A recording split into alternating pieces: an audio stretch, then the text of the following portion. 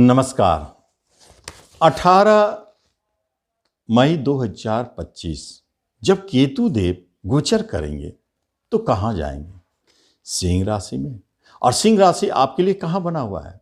तो बना हुआ है 12वां घर, क्योंकि कन्या राशि की बात है। ध्यान से समझिए, क्योंकि ये कन्या राशि वालों के लिए एक चमत्कारिक राशिफल है जो केतु देना चाहते हैं।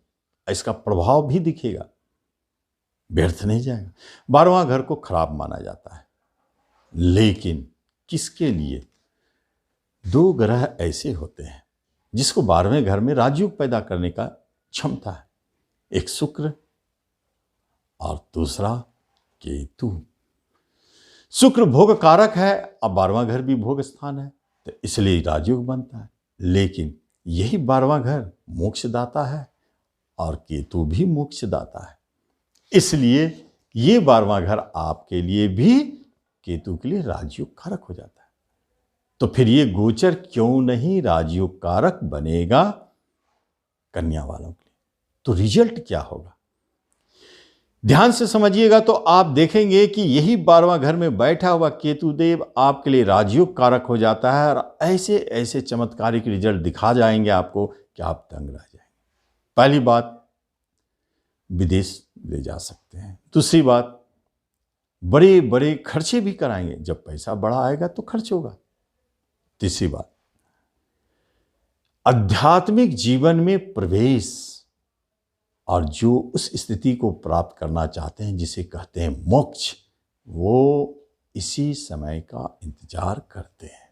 मोक्षदाता, मोक्ष प्राप्ति का योग, ऋषि मनीषी साधु संत जो भी धर्म में है, आध्यात्मिक व्यक्ति को वो इंतजार करते हैं कि केतु कब 12वें घर में आवे, और केतु इंतजार करते हैं कि जैसे हम 12वें घर में जाएंगे इन लोगों को मोक्ष दिलाएंगे। एक अच्छा योग बनता है।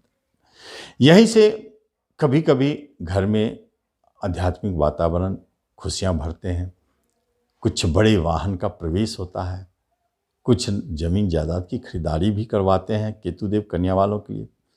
विदेश में जमीन जायदाद घर मकान खरीदने का योग पैदा करते हैं अच्छे, और बड़े बैंक लोन भी दिलाते हैं, छठे पे भी दृष्टि।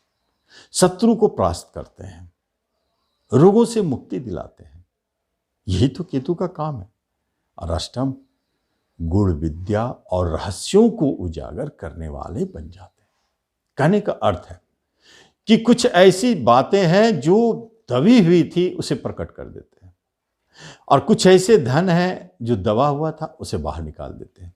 गुप्त छुपा हुआ धन की प्राप्ति, आध्यात्मिक गति, पूजा पाठ, धर्म, तंत्र मंत्र, अध्यात्म, इन सब में प्रवेश होना कन्या वालों के लिए स्वाभाविक है, और बड़े बड़े रहस्यों को प्रकट करते हैं। इसलिए कहते हैं साइंटिस्ट के लिए ये क्षेत्र बहुत अच्छा है, जो रिसर्च करते हैं उनके लिए बहुत अच्छा है, ज्योतिषी के लिए बहुत अच्छा है, धार्मिक गुरु, धर्म कर्म, इन सब से जुड़े लोगों के लिए भी ये केतुदेव बहुत अच्छा रिजल्ट देंगे।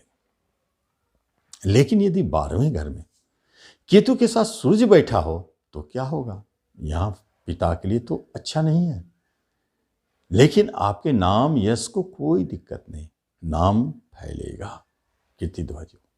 चंद्र हो तो मानसिक तनाव पीक पर, बहुत ज़्यादा डिप्रेशन, इसी समय आदमी को सुसाइड करने का मन करता है, ये एक नेगेटिव फेज होता है। मंगल हो तो झगड़े विवाद मुकदमा केस लग जाते हैं। आपके जन्म कुंडली में मंगल अगर वहाँ है, ये सब ग्रह, तब वो रिजल्ट दिखेगा। केतु गोचर करते हुए वहाँ है, अब पहले से आपके जन्म कुंडली में मंगल हो तो जन्म कुंडली के ग्रह तो फिक्स है, केतु बदलते हुए आए। बुध, जैसे पहले से बुध आपके जन्म कुंडली में 12वें घर में हो और केतु का प्रवेश होता है, बिजनेस टूट फूट जाएगा, चीटिंग होगा, धोखा होगा, आपके छूटेंगे। अब जैसे गुरु वहाँ बैठे हैं और केतु का प्रवेश, तो यहाँ उल्टा हो जाता है, क्योंकि गुरु अध्यात्म धर्म पूजा पाठ से जुड़े हुए हैं, तो गुरु की प्राप्ति, इसमें गति मिलना, अच्छा संकेत मिला। ज्योतिष विज्ञान की तरफ भी ध्यान जाएगा। और शनि हो तो आपके कर्म की हानि, लेकिन विदेश में कर्म प्राप्ति का योग है। और राहु हो तो विदेश से लाभ, अपने स्वदेश में उठापटक। और केतु स्वयं वहाँ पहले से बैठा हो और केतु का प्रवेश हो तो मोक्ष योग कंप्लीट, निश्चित तौर पर बहुत सुंदर यह रिजल्ट मिलेगा।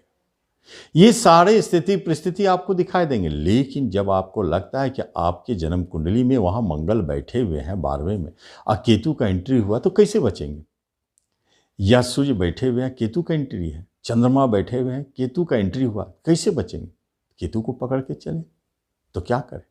गणेश जी का पूजा करें, आध्यात्मिक जीवन जिए, मंत्र जाप करें, गुरु दीक्षा लें, यही तो अच्छा है। जितना शुद्ध और सात्विक जीवन जिएंगे केतु इतना प्रसन्न होगा। नॉनवेज ना खाए, झूठ ना बोले, बेईमानी ना करे, अवैध धंधा से बचे। देखिए केतु महाराज प्रसन्न रहेंगे और आपको लाभ देते रहेंगे, तो जरूर आप इसका लाभ लें। धन्यवाद।